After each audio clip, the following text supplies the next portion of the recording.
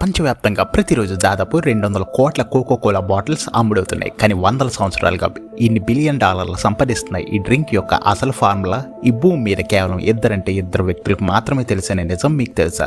అవును, మీరు విన్నది నిజమే. ఆ ఇద్దరు వ్యక్తులు ఎవరో కంపెనీలో మిగతా వాళ్ళకి ఎవరికీ తెలియదు. కనీసం ఆ ఇద్దరు ఎప్పుడు ఒకే విమానంలో కూడా ప్రయాణించకూడదు.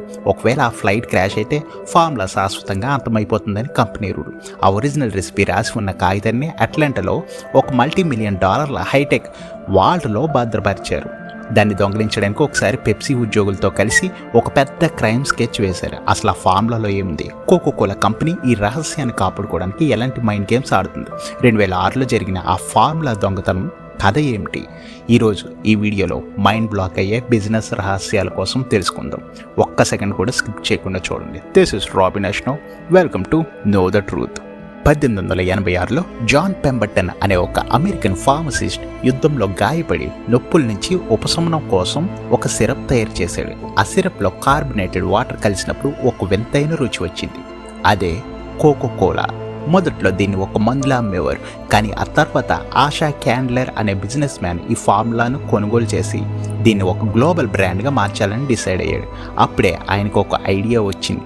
ఈ డ్రింక్ మార్కెట్లో కింగ్ అవ్వాలంటే దీని రుచి ఎవరికీ దొరకకూడదు.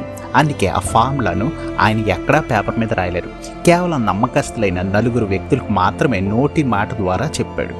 ఈ ఫార్ములాకు వాళ్ళు పెట్టిన కోడ్ నేమ్ ఏమిటో తెలుసా? మెర్చెండెస్ 7X. 1919లో కంపెనీ వేరే గ్రూప్కి అమ్మినప్పుడు మొదటిసారి ఆ ఫార్ములాని ఒక కాగితం మీద రాసి న్యూయార్క్లోని ఒక బ్యాంక్ లాకర్లో పెట్టారు. ఆ తర్వాత 1925లో దాన్ని అట్లాంటాలో సన్ ట్రస్ట్ బ్యాంక్కి మార్చారు. దాదాపు 86 సంవత్సరాల పాటు ఆ కాగితం ఆ చీకటి లాకర్లోనే ఉండిపోయింది. కోకోకోలాకున్న ఏకైక శత్రువు పెప్సీ. ఈ ఫార్ములా తెలిస్తే కోకోకోలా సామ్రాజ్యాన్ని కూల్చివేయచ్చని పెప్సీ ఎప్పటి నుంచో అనుకుంటుంది. సరిగ్గా 2006లో కోకోకోలా హెడ్ క్వార్టర్స్లో పనిచేసే జాయ్ విలియమ్స్ అనే ఒక ఎగ్జిక్యూటివ్ అసిస్టెంట్ మహిళకు ఒక పిచ్చి ఆలోచన వచ్చింది. ఆమె కంపెనీలోని కొన్ని అత్యంత రహస్యమైన ఫైల్స్ అలాగే ఒక చిన్న బాటిల్లో ఉన్న సరికొత్త అండర్ డెవలప్మెంట్ డ్రింక్ శాంపిల్ని దొంగిలించింది. ఆమె బయట ఉన్న 2 క్రిమినల్స్ ఇబ్రహీం డిక్సన్తో చేతులు కలిపి నేరుగా పెప్సీ కంపెనీకి ఒక లెటర్ రాసింది. మా దగ్గర కోకోకోలా సీక్రెట్స్ ఉన్నాయి. మాకు $1.5 మిలియన్, దాదాపు 12 కోట్ల రూపాయలు ఇస్తే ఇవన్నీ మీ చేతుల్లో పెడతాం. ఇక్కడే కథలో ఊహించిన ట్విస్ట్ వచ్చింది. పెప్సీ కంపెనీ ఆ ఫార్ములా దొంగతనంగా కొనుగోలు చేసి ఉండవచ్చు. కానీ వాళ్ళు ఏం చేశారో తెలుసా? పెప్సీ యాజమాన్యం ఆ లెటర్ రాగానే వెంటనే కోకోకోలా కంపెనీకి ఫోన్ చేసి సమాచారం ఇచ్చింది. మీ ఆఫీస్లో ఎవరో దొంగలున్నారు, జాగ్రత్త అని హెచ్చరించింది. రంగంలోకి దిగిన FBI అధికారులు పెప్సీ ప్రతినిధుల్లాగా నటిస్తూ ఆ దొంగలను కలవడానికి ఒక హోటల్లోకి వెళ్ళారు. వాళ్ళు డీల్ మాట్లాడుతుండగా రెడ్ హ్యాండెడ్గా పట్టుకున్నారు. చివరికి కోకోకోలా ఉద్యోగి జాయ్ విలియమ్స్కి 8 ఏళ్ల జైలు శిక్ష పడింది. ఈ ఘటన తర్వాత కోకోకోలా తన సెక్యూరిటీని ఏ రేంజ్లో తీసుకెళ్ళిందంటే 2011లో కోకోకోలా తన 125వ వార్షికోత్సవం సందర్భంగా బ్యాంక్ లాకర్లో ఉన్న ఆ ఒరిజినల్ ఫార్ములా కాగితాన్ని బయటికి తీసింది. దాన్ని జార్జియాలోని వరల్డ్ ఆఫ్ కోకోకోలా మ్యూజియంలో ఒక ప్రత్యేకమైన అండర్ గ్రౌండ్ వాల్ట్లోకి మార్చారు. ఈరోజు మీరు ఆ మ్యూజియానికి వెళ్తే ఆ లాకర్ని బయట నుండి చూడవచ్చు. కానీ లోపలికి వెళ్ళడం అసాధ్యం. ఎందుకంటే ఆ లాకర్ చుట్టూ 24 గంటలు హైటెక్ సెక్యూరిటీ గార్డ్స్ ఉంటారు. లోపలికి వెళ్ళాలంటే కేవలం పాస్వర్డ్ ఉంటే సరిపోదు. ప్రపంచంలోనే అత్యంత అడ్వాన్స్డ్ ఫేస్ రికగ్నిషన్ మరియు ఫింగర్ ప్రింట్ స్కానర్స్ దాటాలి. అన్నిటికంటే పెద్ద మైండ్ గేమ్ ఏంటంటే అసలు ఆ 2 రహస్య వ్యక్తులు లోపలికి వెళ్ళినా ఆ కాగితం మీద ఉన్న రెసిపీని ఎవరూ ల్యాబ్లో తయారు చేయలేరు.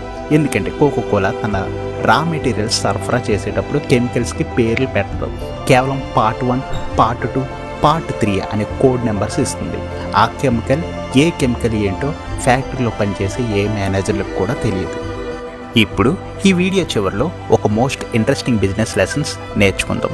ఆధునిక సైంటిస్టులు ఒక ల్యాబ్లో క్రోమటోగ్రఫీ టెక్నాలజీ ఉపయోగించి కోకోకోలాలో ఏ ఇంగ్రీడియంట్స్ ఉన్నాయో ఈజీగా కనిపెట్టేయగలరు. మరి అయినా సరే కోకోకోలా ఎందుకు నెంబర్ 1గా ఉంది? వేరే కంపెనీలు ఎందుకు దాని రుచిని కాపీ చేయలేకపోతున్నాయి?